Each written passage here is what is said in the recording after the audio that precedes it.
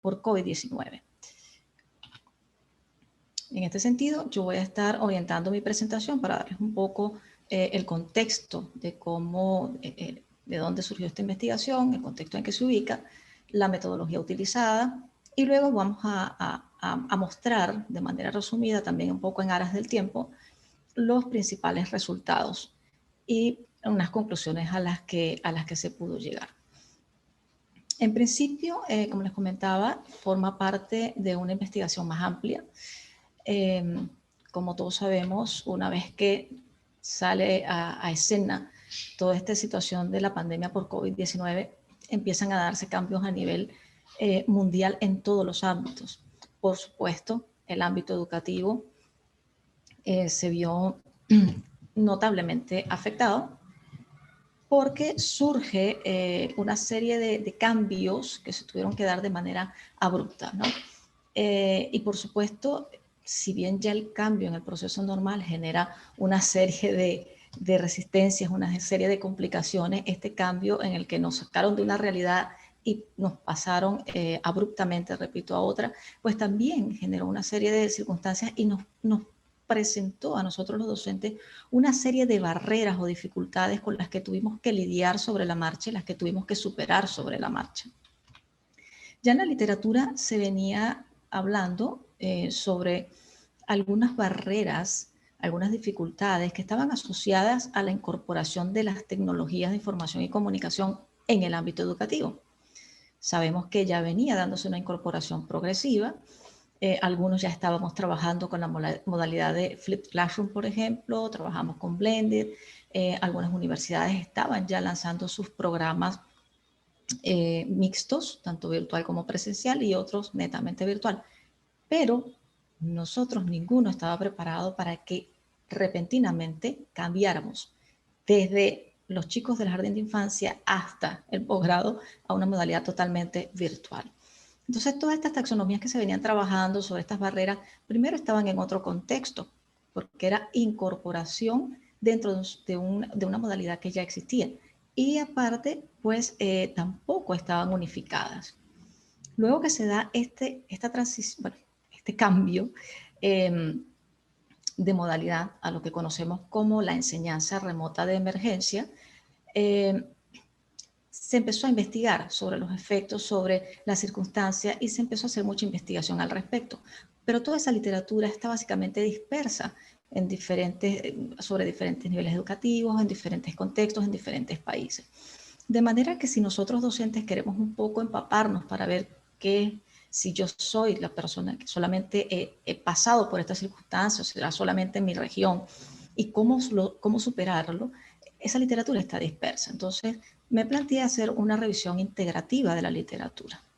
Es una revisión que es diferente a lo que sería la revisión tradicional de literatura y también la revisión sistemática. Es un enfoque metodológico que nos permite tener una visión mucho más holística del problema.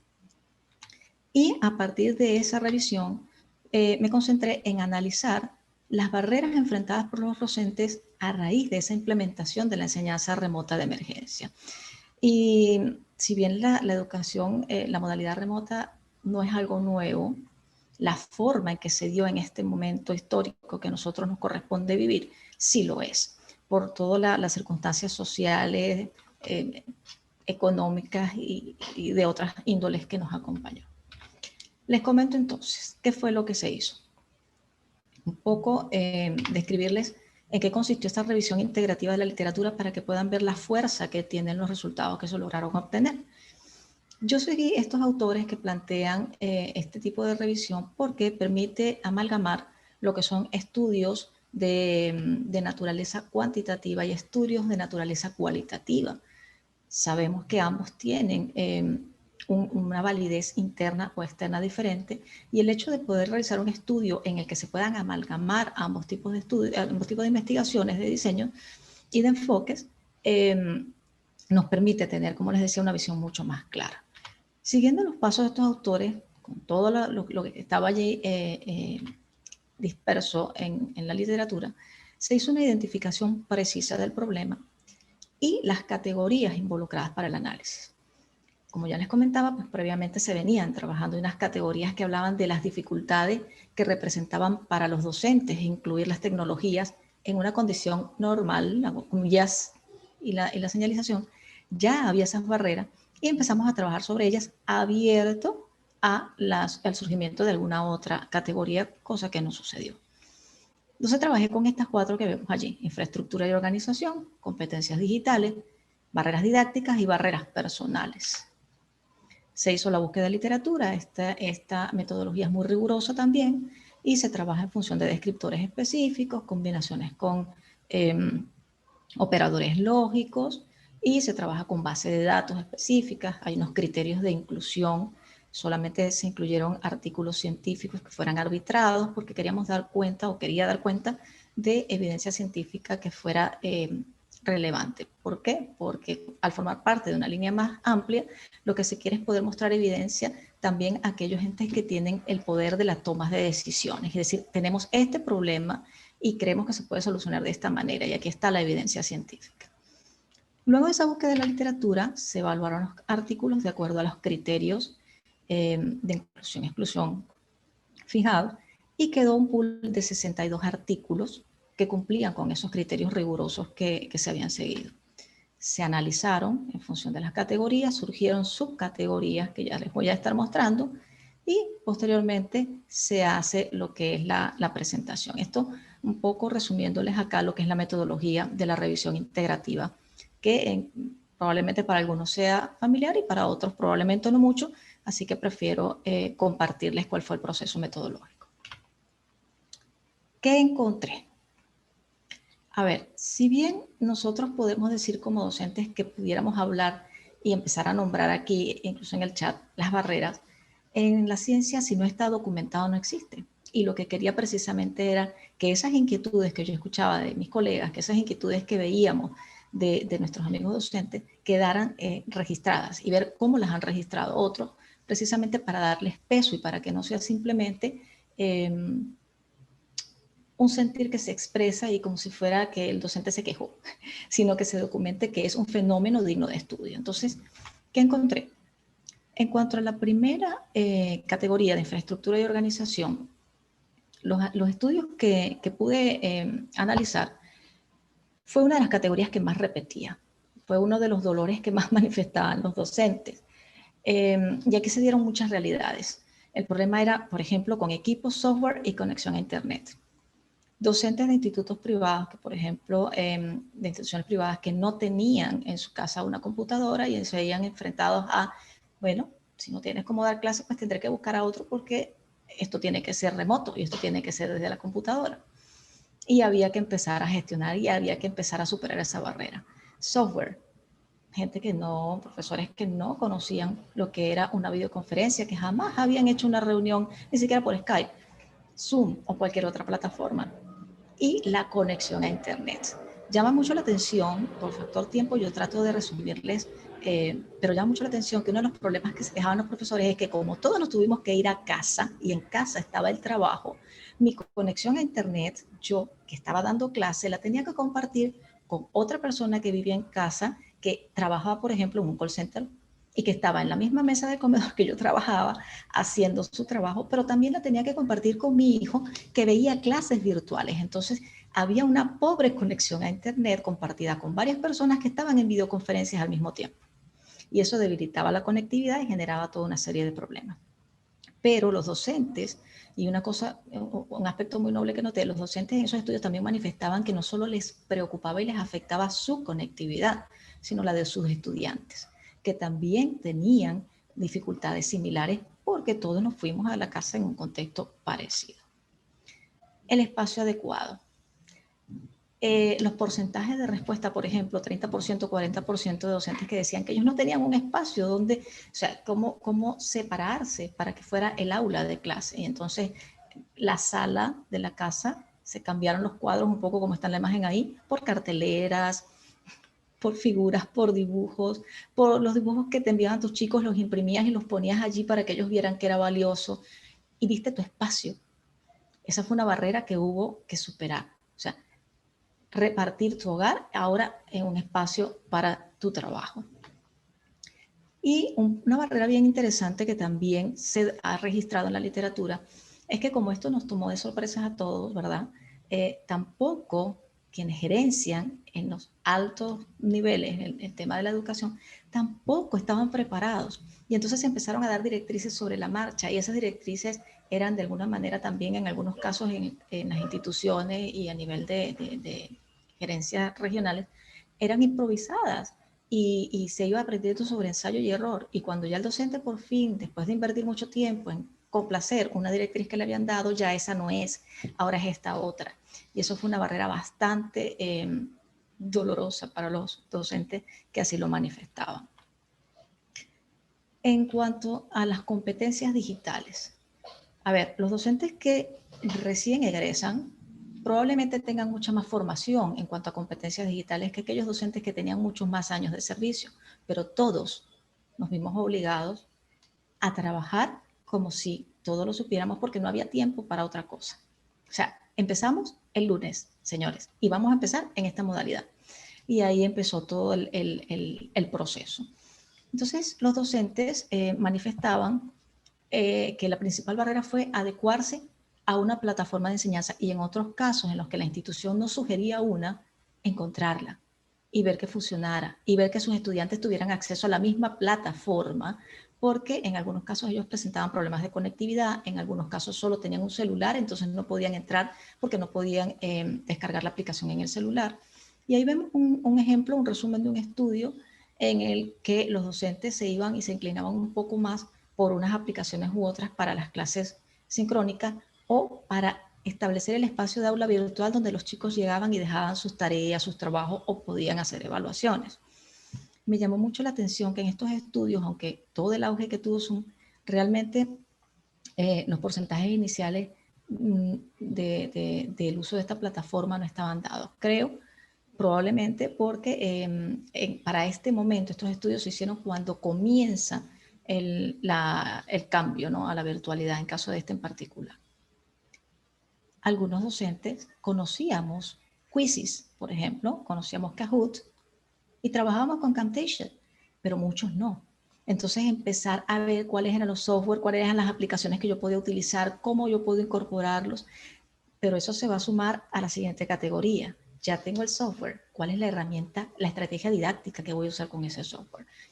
Y allí estaba toda esa barrera que también se debió superar. Docentes corriendo a estudiar para conocer plataformas, para escoger plataformas, cómo se usa, los mismos estudiantes ayudando a decirle al profe cómo se usa, y también con los software y con las aplicaciones, con unos estudiantes que cada vez demandaban algo más divertido, profe, estamos aburridos porque estaban confinados, porque etcétera, etcétera, y entonces había que traer actividades didácticas, y los chicos ya andaban husmeando todo y le decían, por ejemplo, conozco algunos docentes, profe, juguemos en Kahoot, y el docente, ¿qué? ¿Qué es eso?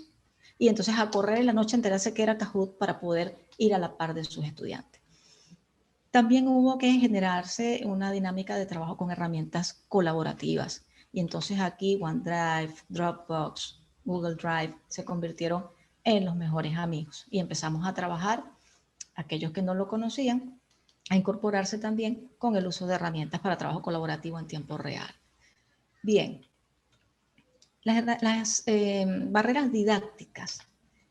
Me llamó mucho la atención que hay pocos estudios sobre esto, pero hay mucha preocupación en los docentes al respecto. Manifestaban en los pocos estudios que estaban que ellos necesitaban más conocimiento y más experiencia en metodologías de enseñanza. Ellos necesitaban saber cómo llegar y cómo utilizar estas herramientas, lo que les decía, ya sé cómo usar, o sea, ya sé entrar a Moodle, pero cómo yo exploto esto en una modalidad de enseñanza remota. Y cuidado, yo trabajo, por ejemplo, la maestra que llega decía, yo trabajo con chicos del jardín de infancia. Otra decía, yo trabajo con chicos de quinto. Y el otro es un profesor que trabaja con estudiantes de clínica de odontología restauradora. Entonces, defendiendo las diferentes naturalezas de lo que tú enseñabas, ¿qué herramientas didácticas tengo? Y algunos docentes inclusive argumentaban que ellos percibían que los estudiantes no aprendían igual. Y de alguna manera se culpaban, porque decían, ¿será que yo no estoy llevando a cabo las herramientas? Y eso nos generó lo que viene en las siguientes barreras. La evaluación fue la tormenta. O sea, es cómo generar cómo hacer una evaluación en todo el sentido de la palabra que fuera la adecuada. Cursos muy numerosos, algunos estudiantes no se podían conectar a tiempo o nunca se conectaban, no entregaban cuando por allá podían. Luego se da algunas informaciones sobre que no importa si no entregan, igual va, va a ser exitoso el grado. No sé si los chicos se desmotivaron, no sé qué pasó, algunos no entregaban. Y entonces el docente tuvo que lidiar con todo eso y cómo motivar a su estudiante de que sí era importante, porque no era solo un juicio de si aprendió o no aprendió, era el hecho de aprender realmente. Había que hacer evaluación integral desde las plataformas. Nos enfrentamos a conductas deshonestas, inclusive en las universidades tuvieron que enfrentar situaciones escandalosas de presentaciones de pruebas en las que hubo fraude, y etcétera, etcétera. ¿Y cómo evaluar esas asignaturas prácticas? ¿Cómo evalúo laboratorio de química orgánica 3? ¿Cómo evalúo clínica integral del niño? ¿Cómo evalúo a los chicos que estoy en mi asignatura? Yo tengo que enseñar a chicas de enfermería a que apliquen una inyección intramuscular. Entonces, ahí estaba también todas esas barreras que se debieron superar. En cuanto a las barreras personales, se dieron relacionadas con el contexto familiar, el tiempo, Dios mío, y los aspectos socioafectivos. Y nos vimos en esta situación. Yo estoy dando clase en mi casa, mi hijo que es pequeño no entiende que mamá está en casa porque está trabajando, pero no, mamá está en casa, si está en casa es mía, es mi mamá. Y en cualquier momento es oportuno para preguntar algo, para decir algo, para gritar algo, para jugar. Y entonces los docentes teníamos que ver cómo manejábamos esas situaciones que no interfirieran en nuestra labor docente. Además de eso, el espacio. Somos 5 personas, todos estamos en casa y todos estamos trabajando. Y la casa es pequeña. Entonces tenías que inventarte un lugar donde tú tuvieras algo, un pequeño espacio en el que pudieras concentrarse a esa actividad de trabajo. Se compartían roles. Entonces, mamá tenía que atender al bebé, pero está dando clase. Pero a la vez tiene al lado al hijo que está en clase, que en este momento lo tengo trabajando en el cuaderno porque la máquina la estoy usando yo para dar mi clase. Y esas eran situaciones y barreras que se mostraban en los estudios y que una cosa es nombrarla y otra cosa es estar en el momento y estar sintiendo el estrés que esto genera. Luego se registra que esta situación era más común de lo que se cree, porque más del 70% de los docentes tenían a cargo hijos menores de edad en clase remota. Y una de las cosas bien interesantes que manifestaban los docentes es que si bien los docentes hombres decían que ciertamente para ellos también fue un impacto porque también debieron formar, algunos que no lo hacían, debieron formar parte de las actividades cotidianas de casa, reconocían que quien llevaba la batuta en lo que eran las labores del hogar y la atención a los hijos pequeños que estaban asistiendo a clases en la virtualidad también de emergencia, en la modalidad de emergencia, eran las mamás docentes. Entonces eso agravaba un poco la situación. ¿Qué me traía como consecuencia esto? Una docente o un docente estresado, ansioso, irritable, que terminaba inclusive teniendo conflictos interpersonales, interfamiliares, porque tenía una carga de situaciones que si a esto le sumamos el hecho de que todos estábamos conscientes que estábamos confinados, que no podíamos, no era que no queríamos, no podíamos salir, que si salíamos nos exponíamos a una enfermedad mortal, si todo eso se suma, vemos que el docente estaba en este nivel de estrés.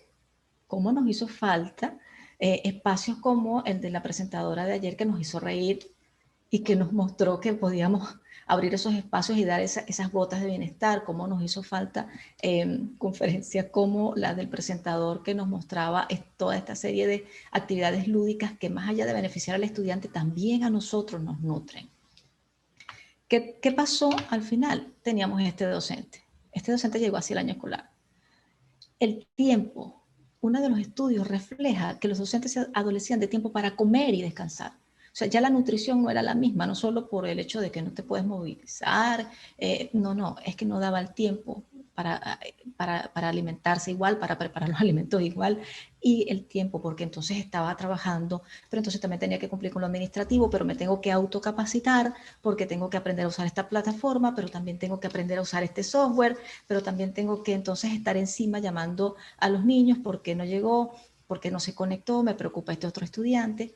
Y discúlpenme, pero también tuvimos que enfrentar, bueno, en mi caso, no es mi caso, pero sí el de muchos docentes que he entrevistado, padres de familia que a las 9 de la noche estaban llamando para atender situaciones escolares. Entonces son docentes que vieron que la palabra horario se desvaneció y pasamos a trabajar 24/7.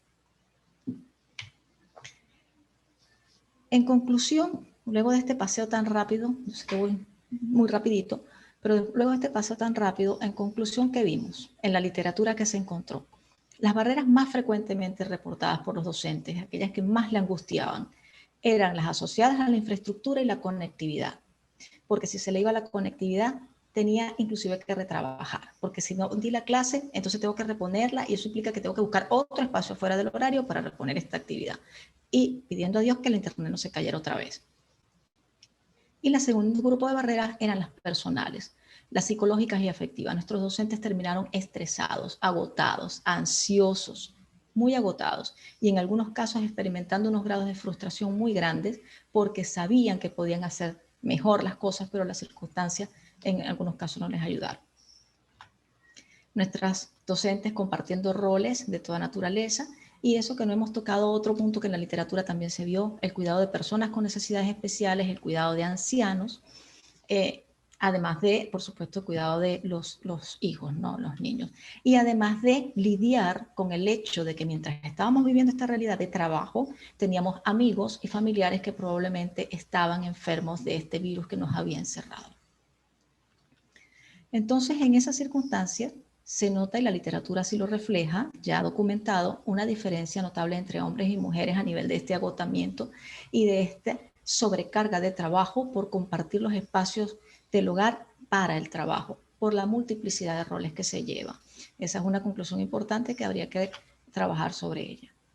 Y si bien algunos ministerios instauraron páginas web para que los docentes se capacitaran y dieron algunas facilidades también a algunas instituciones, la ayuda era poca en relación con la magnitud de la situación y de las barreras que se enfrentaban. Y es decir, que nuestros docentes, y como lo dice alguno de los autores, algunos, más de uno de los autores consultados, son resilientes. Son definitivamente unas, lo que yo llamo acá, unas superpersonas que lograron por encima de todas esas barreras, considerando que una de las más preocupantes eran las personales y afectivas, lograron lidiar con todo eso y salir, digamos, muy bien librados en este año escolar, dejando que nuestros estudiantes realmente aprovecharan su tiempo y que realmente aprendieran. ¿Qué nos falta ahora?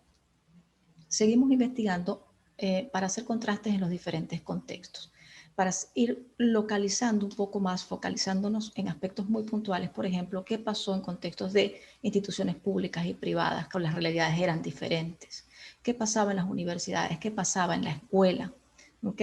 Y pude notar que se hicieron muchos estudios cualitativos porque la idea era ver desde dentro qué estaba sintiendo realmente el docente.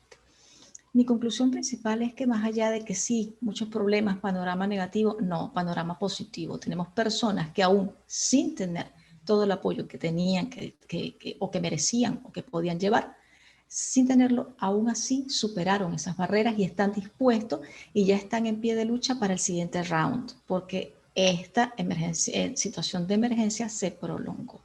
Así que yo creo que siempre he estado muy orgullosa de ser docente y agradecida a Dios de haber tomado este camino, pero ahora más que nunca por formar parte de este momento histórico en el que se han enfrentado toda esta serie de circunstancias y que los docentes han mostrado realmente, yo soy un poco fan del universo Marvel y creo que sí, están hechos de vibranio, definitivamente. Eso no lo rompe nadie.